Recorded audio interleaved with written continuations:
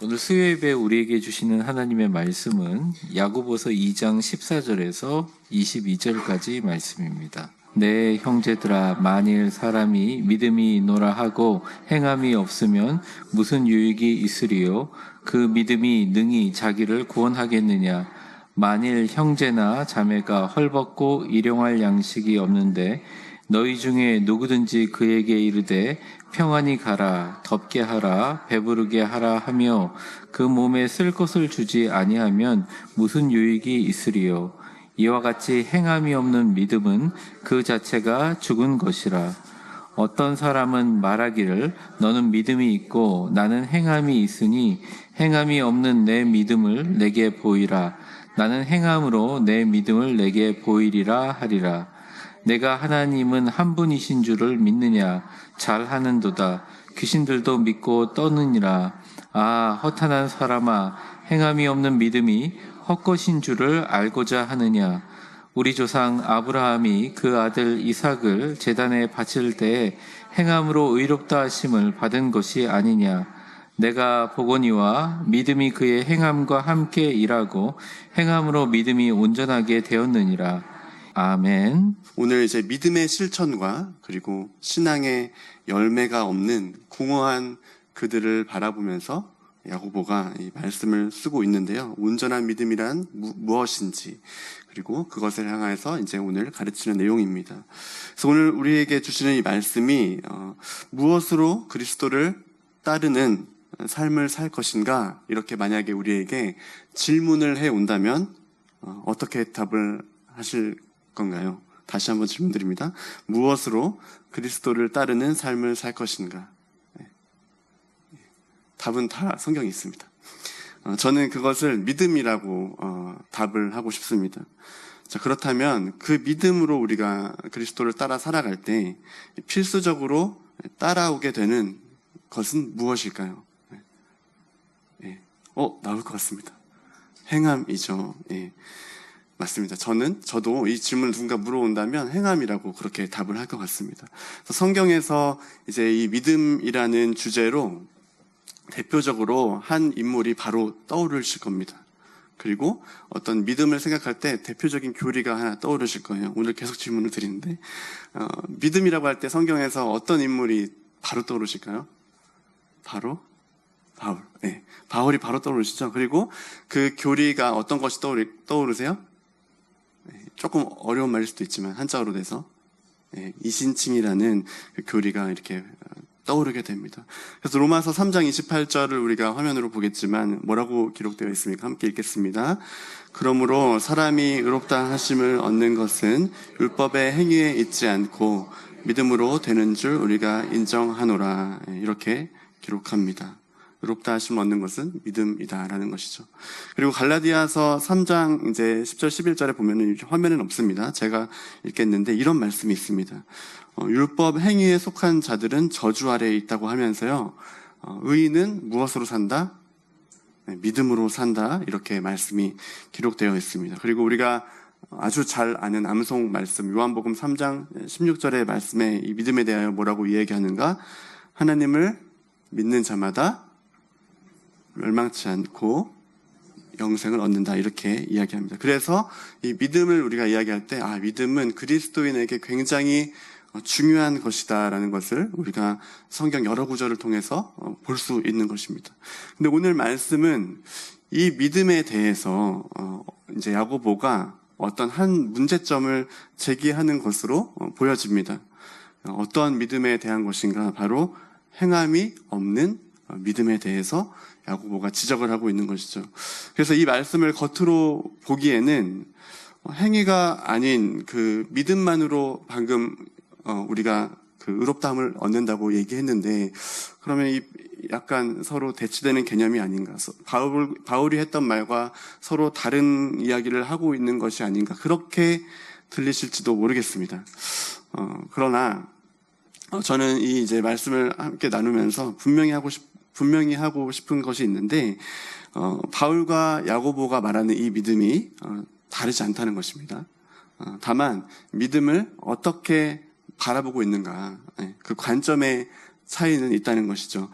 바울은 믿음을 이야기할 때 이 미시적으로 믿음의 뿌리를 봅니다.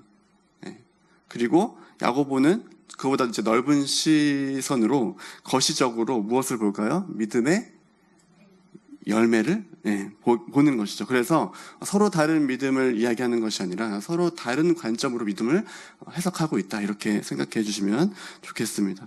14절 말씀을 제가 읽겠습니다. 내 형제들아, 만일 사람이 믿음이 있노라 하고 행함이 없으면 무슨 유익이 있으리요? 그 믿음이 능히 자기를 구원하겠느냐, 이렇게 기록합니다.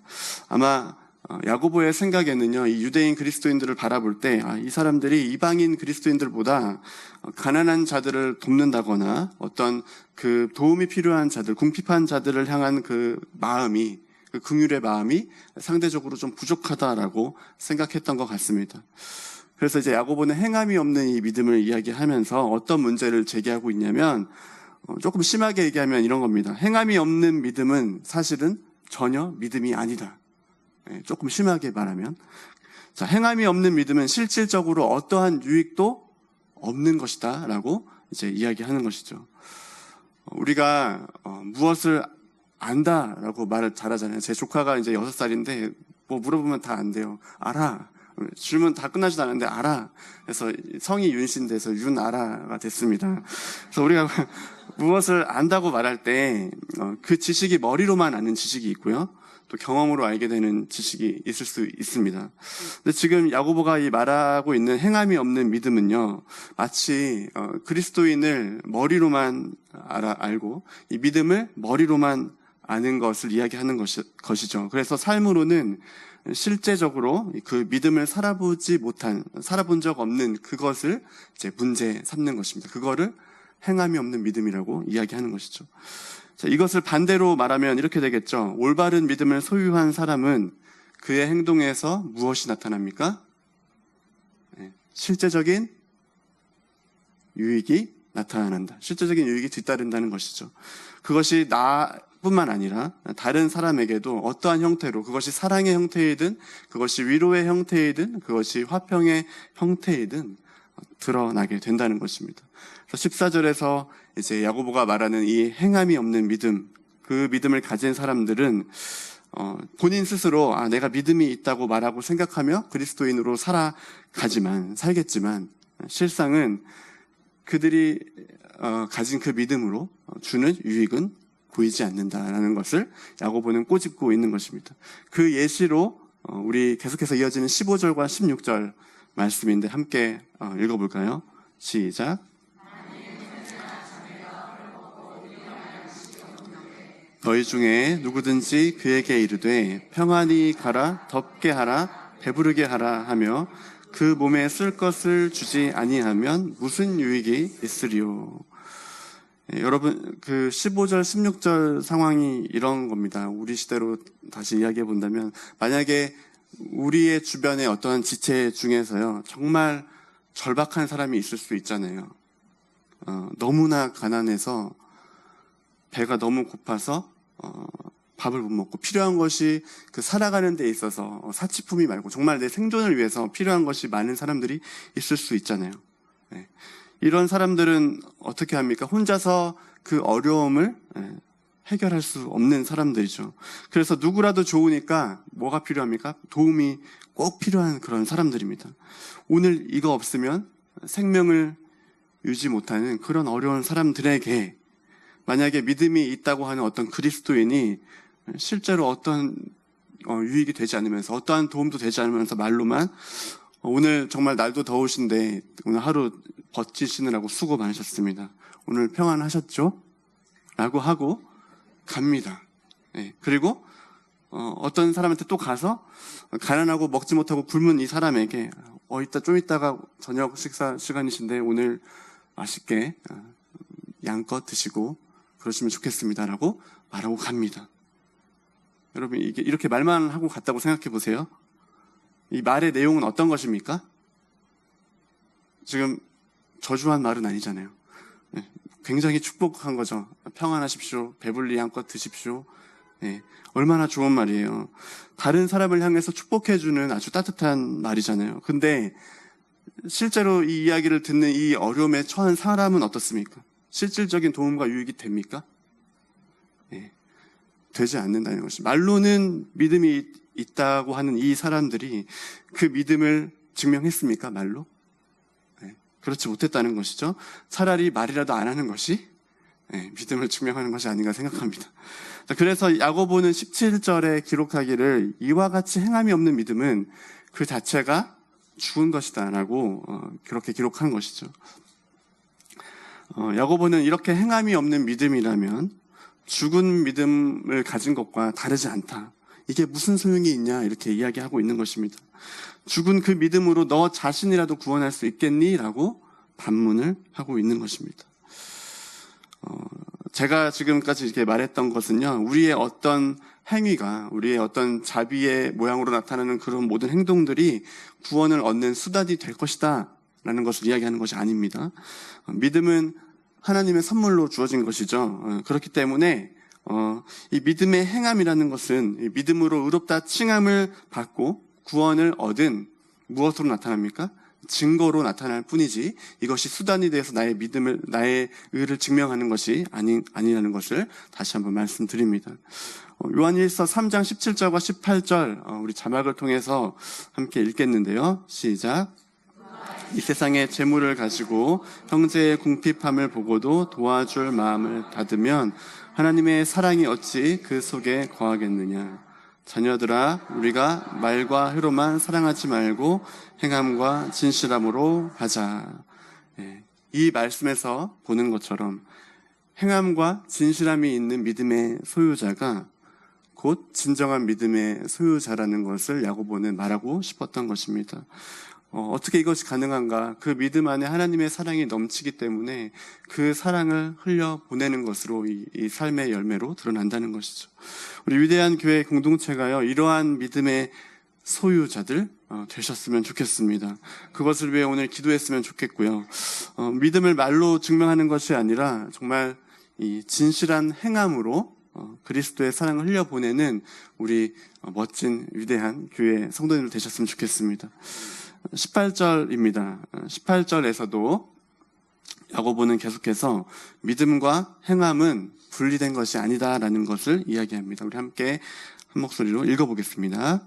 시작. 어떤 사람은 말하기를 너는 믿음이 있고 나는 행함이 있으니 행함이 없는 내 믿음을 내게 보이라. 나는 행함으로 내 믿음을 보이리라 하리라. 네. 우리 교회 밑에 뭐가 있죠?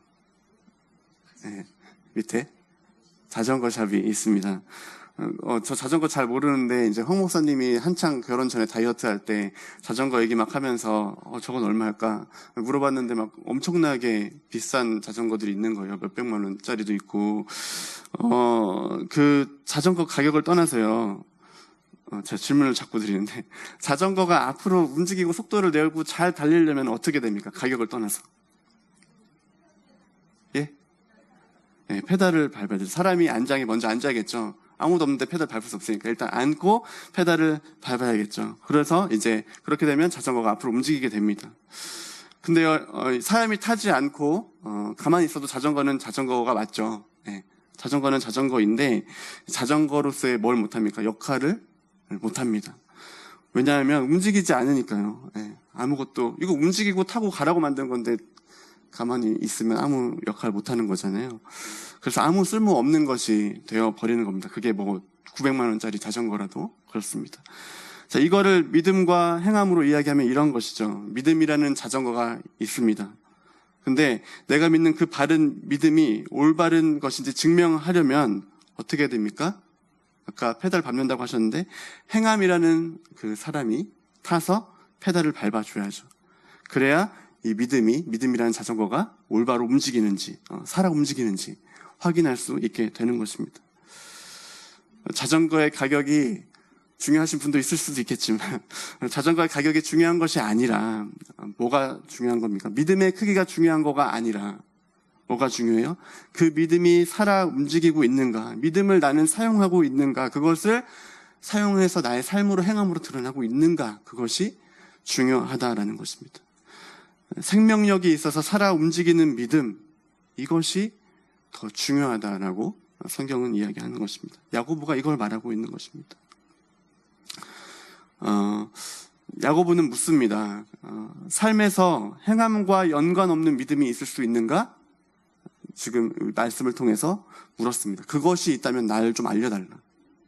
그렇게 반문하죠.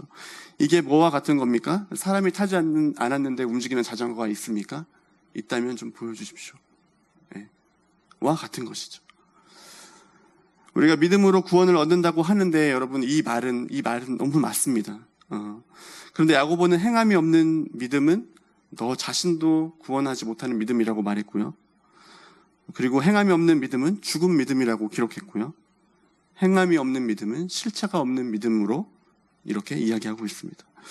여기서 우리가 오해하면 안 되는 것이 야고보가 말하고 있는 이 믿음이 믿음으로 구원받은 자들, 예수를 믿고 거듭난 그 이후에 사람들에게 있어야 하는 믿음의 실제를 이야기하고 있다라는 것입니다. 그 믿음 자체를 이야기하는 것이 아니라 야고보가 바울이 이야기한 이 믿음과 서로 다른 이야기를 하고 있는 것이 아니에요.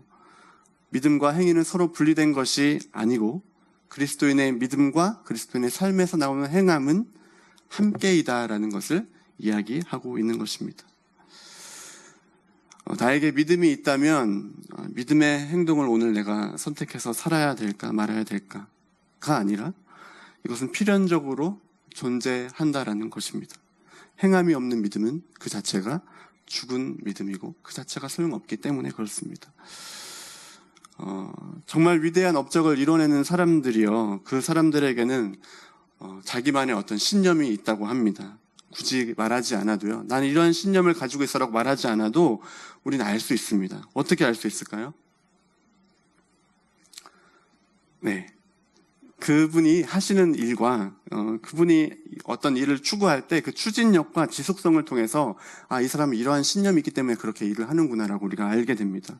반대로 누군가가 입으로는 나는 이러한 신념이 있는 사람이야 주장합니다. 근데 그 아무런 행동을 하지 않는 거예요. 보여지는 게 없는 겁니다.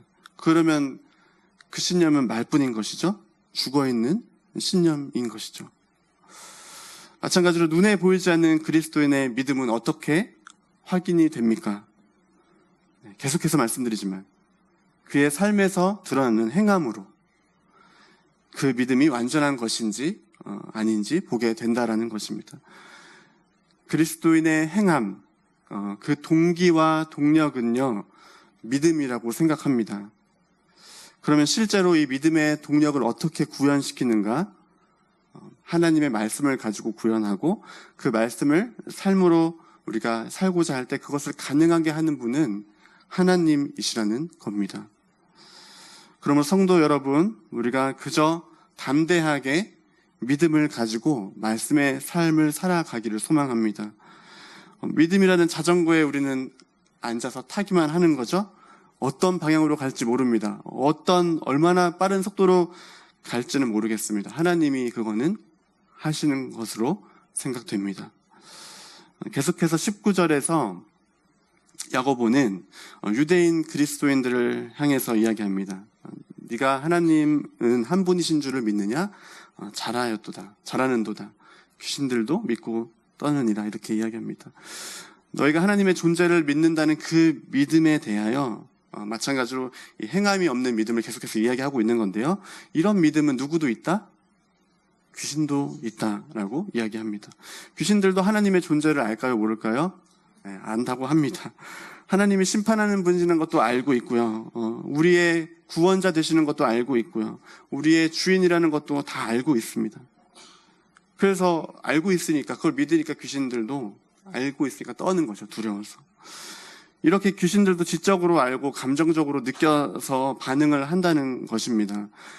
야고보가 말하는 믿음이 이거 가지고는 안 된다는 거예요. 하나님의 존재를 지식적으로 알고 또 피상적으로 느끼는 그거 가지고는 부족하다라고 이야기합니다. 때로는 우리가 연약한지라 우리의 삶이 다각도로 변화하는 그 과정 속에서 어느 날은 나는 믿음이 참 있는 것 같고 어느 날은 내가 믿음이 참 없는 것 같고 그렇게 흔들릴 때가 있는 것 같습니다. 이거는 제가 생각하면서 저를 떠올리면서 쓴 말이기 때문에. 예. 그런데 왜 그런가 생각해 보니 이 머리로 이해하는 하나님에서 머물러 있을 때가 많았다라고 생각이 들었습니다. 그리고 순간에 어떤 감정에 휩싸여 가지고 그 믿음의 한계를 제가 그어버리는 것이죠, 스스로. 그러니까 추상적인 믿음만 저는 가지고 있는 거예요. 거기에 머물러 있을 때 이제 어떤 아까 앞에서 얘기했던 그 피상적인 믿음에 이제 머물러 있게 된다는 것이죠. 그래서 야고보는 20절에 말하기를 이 행함이 없는 믿음, 이 추상적인 믿음 자체는 헛거다라고 다시 이야기합니다. 조금 워딩이 세다고 느껴지십니까? 헛것이라고 하는데 씨앗이 믿음이고요. 행함이 물 주는 것이라고 다시 한번 비유를 해본다면 우리가 믿음을 심고 행함이라는 물을 주지 않으면 믿음의 열매를 맺을 수 있을까요? 없습니다. 그리고 이건 더 웃긴 얘기인데 씨앗도 안 심고 물만 주면 어떻게 됩니까? 사람들이 좀 뭐라고 하겠죠, 속으로. 시간이 지나면 물이 말라버리잖아요. 아무것도 없는데 물 이렇게 줘버리면 똑같은 겁니다. 행하기만 하고 믿음이 없다면은 그 행함도 시간이 지나면 말라버린다. 안 하게 될 거란 말이죠. 둘 다 헛일 하는 거 아니겠습니까? 계속해서 21절 말씀입니다. 아브라함의 예를 이제 들는데 이렇게 이야기합니다. 우리 조상 아브라함이 그 아들 이삭을 제단에 바칠 때에 행함으로 의롭다 하심을 받은 것이 아니냐 이렇게 기록합니다. 또 우리 말씀 두 개를 더 보겠는데 창세기 15장 6절 함께 볼까요? 함께 읽어보겠습니다. 아브라함이 여호와를 믿으니 여호와께서 이를 그의 의로 여기시고. 아브라함이 하나님 앞에서 하나님의 은혜로 말미암아 뭘 선물로 받았어요? 믿음을 선물로 받게 됩니다. 그리고 이것을 이제 의로 여겼다 이렇게 기록하는 것입니다. 이게 이제 먼저 일어난 일이에요. 시간적으로 봤을 때 이 뒤의 말씀보다. 이 뒤의 말씀은 뭐냐면 창세기 22장 9절에 중간 정도에 보면 이렇게 기록되어 있습니다. 함께 읽겠습니다. 아브라함이 그 곳에 제단을 쌓고 나무를 버려놓고 그의 아들 이삭을 결박하여 제단 나무 위에 놓고. 그러니까 15장과 22장 사이에 세월의 그 간극이 있는데 시간이 흘렀지 않습니까? 그래서 하나님 앞에서 믿음으로 의롭다 여김을 이제 먼저 받고 그 후로 시간이 흘러서 이삭을 낳고 또 이제 10몇 년을 이렇게 살고 그렇게 왔던 것이죠. 그리고 이제 실제 삶에서 아브라함의 믿음이 하나님 앞에 다시 놓여지게 된 것입니다. 눈에 보이지 않았던 그 믿음으로 내가 의롭다고 칭함을 받았는데 이제 그 눈에 보이지 않았던 믿음이 눈에 보이는 행함으로 나타나게 되는 순간을 만난 것이죠. 이전에도 내가 하나님께 선물로 받은 믿음이 있었습니다. 이제 삶으로 믿음을 행할 때 나에게 있는 의로움과 믿음이 뭐가 됩니까? 헛것이 아니라 실제가 된다는 것입니다. 야고보가 결론적으로 말하고 싶은 것이 22절 말씀 내용입니다. 우리 다시 한번 한 목소리를 읽겠습니다. 내가 보거니와 믿음이 그의 행함과 함께 일하고 행함으로 믿음이 온전하게 되었느니라. 오늘 쭉 이야기했던 것의 이제 결론적인 말씀으로 보여지는데요. 믿음이 그의 행함과 함께 일한다는 것은 믿음이 실제가 될 때 행함은 믿음의 열매로 나타나게 되는 것이다라는 것을 말하는 것이죠. 그리고 그것이 하나님께 영광이 되어서 비로소 믿음이 오늘 말씀의 제목인데 믿음이 온전하게 된다라고 기록합니다.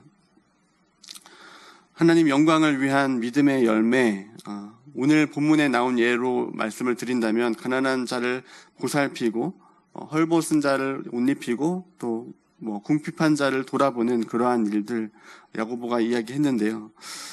바울도 마찬가지로 데살로니가 전서 1장 3절에서 이렇게 기록을 합니다. 너희의 믿음의 역사와 사랑의 수고와 우리 주 예수 그리스도에 대한 소망의 인내를 우리 하나님 아버지 앞에서 끊임없이 기억하라라고 이야기합니다.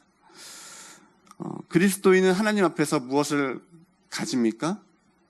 믿음을 갖는 거죠. 믿음을 갖고 뒤에 아주 좋은 말인데 사랑의 수고가 필요하다는 거예요. 함께 일하는 행함이 있어야 된다는 겁니다. 이것을 바울도 이야기하고 있는 것이죠. 하나님께서 우리 모두를 사랑하셔서 우리를 이미 다 만나 주셨을 줄 믿습니다. 그래서 우리는 이미 무엇을 받았을까요? 하나님 믿는 그 즉시 하나님의 선물로, 하나님의 은혜로 우리도 마찬가지로 하나님께 의롭다함을 받고 구원을 받은 자들입니다. 이제 우리에게 남겨진 이 땅의 삶이 있죠. 그 삶을 오늘 어떻게 살아갈 것인가, 이 말씀처럼 행함으로, 믿음을 행함으로 살아낼 때 이 믿음이 온전하게 된다라는 말씀을 가지고 그렇게 함께 오늘 마음속으로 다시 한번 이 말씀을 간직하면 좋겠습니다. 우리의 모든 선택이 어쩌면 믿음을 심는 것이라고 생각합니다. 어떠한 선택이라도 그렇습니다. 그러므로 모든 상황을 담대하게 믿음으로 바라보는 그러한 시선과 해석이 우리에게 필요할 줄 믿습니다. 우리의 믿음이 우리의 행함과 함께 일하여 믿음의 열매를 맺고 온전한 믿음이 되시기를 정말 간절히 소망합니다. 우리 함께 기도하겠습니다. 하나님 아버지, 감사합니다. 오늘도 주님께서 우리를 사랑하셔서 주님을 예배하고 주 앞에 엎드리는 예배자로 만들어주시니 감사합니다. 하나님, 연약한 우리를 주님이 불러 세우셔서 너희는 의로운 자다, 우리에게 은혜로 선물로 의를 허락하시고 이제 이 땅의 삶을 살아갈 때 거기에서 머물지 않고 우리의 삶의 행함으로 인하여 믿음을 온전히 이루라는 주의 말씀을 오늘 주시니 감사합니다. 하나님, 우리가 이 말씀을 순종하기 원합니다. 하나님의 인도하심과 하나님의 도우심으로 이것을 가능케 하여 주옵소서. 그리하여서 우리의 삶이 주님께 정말 영광되고 주님께 열매 맺는 삶으로 거듭날 수 있도록 하나님 매일의 삶을 축복하여 주시옵소서. 감사드리며 이 모든 말씀 우리 주 예수 그리스도 이름으로 기도합니다. 아멘.